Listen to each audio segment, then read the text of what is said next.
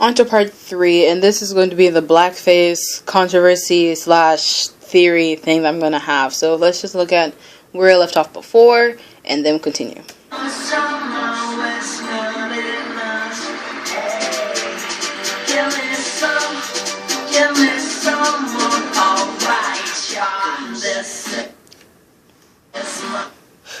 Right there. Okay, so from all the white mask, and the white mask was crying. I showed you guys the video from his Heartbreaker cover last time. If you guys don't remember, this is what it looks like. Woo, wrong way. This is what it looks like. Tear falling down. So, this is where his blackface controversy comes into play as well. So, a few weeks or months ago, or at least last month or something, G-Dragon was put in the media yet again for this blackface thing, and people thought it was supposed to be something towards Trayvon Martin, but he released this video, and I think it makes a lot more sense now. So this white mask that he has, and there's a whole wall of them basically. He had the whole wall of the white mask, and he had one, you know, covering his face, and he moved it away, and he had this blackface on. This, to me, and I also saw Mr. Popo's review on this, Mr. Popo TV. He also said that this is not a black face. Not like me, not like him, not like a black person you see on the street. That wasn't black like that. It was black meaning that he is no longer the Heartbreaker GD. This is not who he is anymore. He's gone from this. He has evolved in a way from this.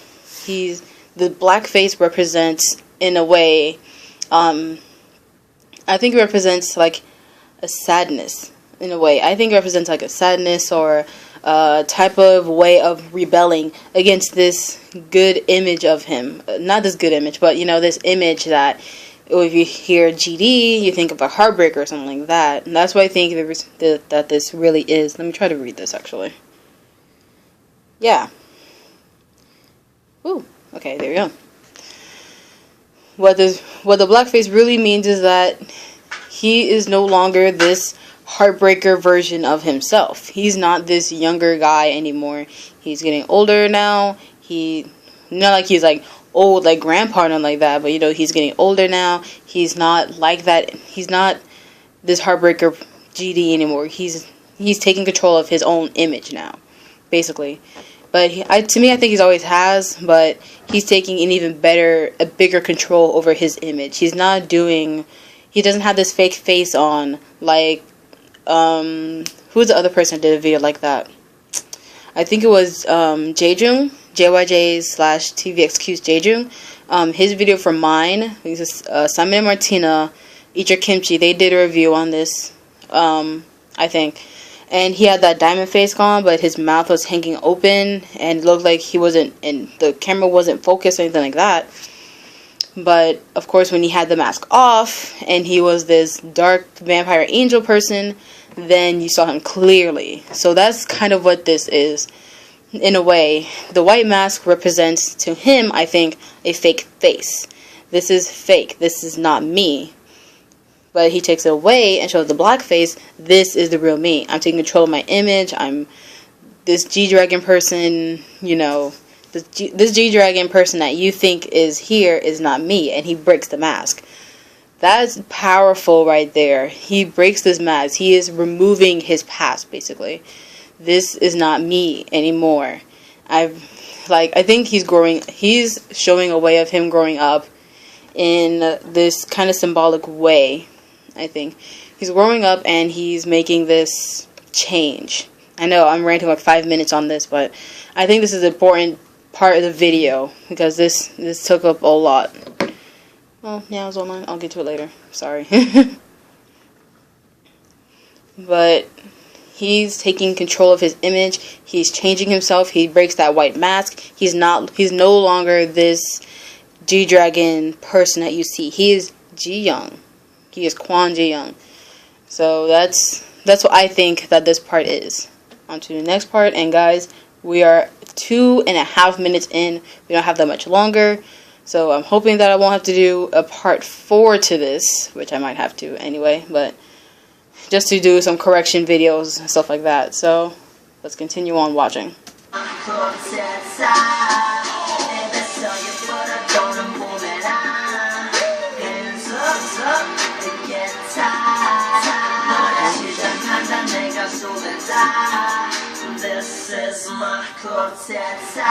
Okay, well, that's a whole nother series.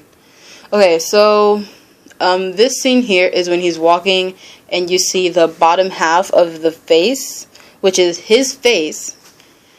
So you see the bottom half, like that part right there of his face, I think. I don't even think that's right, is it? But yeah, you see like the bottom part of his face from like the tip of the nose going down. And you see like the ribs or something, I think.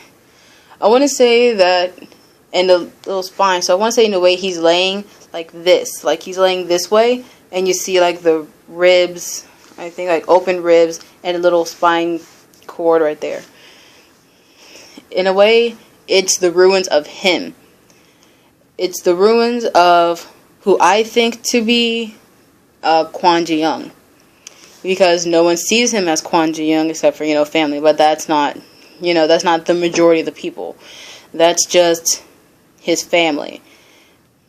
He is basically being seen as G-Dragon. And he is coming up to the ruins of Kwon Ji-young. I think that's what it says. Or his death. Whichever one it is. But he's at these ruins here, and in between those shots, you see shots of him while he has like the latex skin on, and he's like grabbing the rock slowly, and his hand is shaking, like trembling really bad, and he's like pulling back, and he's about to throw the rock over. So let's see. Let's keep going, just in case. He's still standing there. Oh, this is the part I really want to talk about. This is the part here when he starts to rip off this latex skin, which, to me, this latex skin didn't really, I mean, it was, I know it was symbolic, but I couldn't really read it. I think that was my problem. So I'm going to read back on Scribed again. Give me a minute. So, similar to how he broke the Heartbreaker image of him, the old self, this latex wrinkling skin is the old him, basically. And you see that he's viciously ripping it apart. He's ripping it from his eye. Did you see that the one eye here? I think that was also pretty powerful. He's ripping it off of his like face right here. He's taking off this old skin. He doesn't want to be known as this old version of himself. He's a new version of himself. So I think that's what this part is really trying to say. Let's continue on into a little bit more.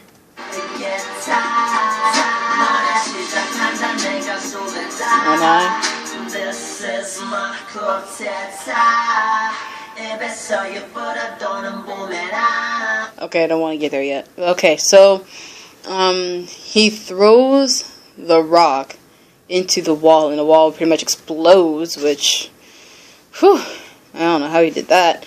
But I'm not trying to make fun of the video. I really love this video. So he throws the rock into this wall, which I'm guessing is really a little bit similar to Brown Eyed Girls, I almost said Girls' Generation, but Brown Eyed Girls' Sixth Sense, in that here's the man, which for GD, the man or the controlling issue is this wall. And similar to how girls, gosh, I keep saying girls there, Girls' Generation, Brown Eyed Girls are throwing this revolution against the man, or the oppression. G-Dragon is doing the same thing. He is throwing this rock, and it's a red rock, as you can see. This kind of makes sense. He's throwing this red rock, a color of passion, a color of rebels, basically, a color of passionate rebels, into the wall. Because it's the only red rock there, so it makes a lot more sense. But he's throwing this rock into the wall, and this rock is, to relate it back to Brown Eyed Girls, this rock is Brown Eyed Girls, okay? This rock is trying to lift the oppression. It's trying to get rid of all of this imagery that you guys may have of him. This wall represents a lot more than just a wall. This wall is the old him. It's the way fans view him. It's the media. It's everything that's come so far in his video is symbolized into this wall, and he is throwing this rock to break that. That's why the wall explodes. He is breaking this image of what the media has of him, what fans has of him, what other people may view him as from reading the articles. That's what this is. So, on to the very, very, very last scene. Thank God I don't have to do part 4. I was going to say part 2. Let's continue. Hands up, get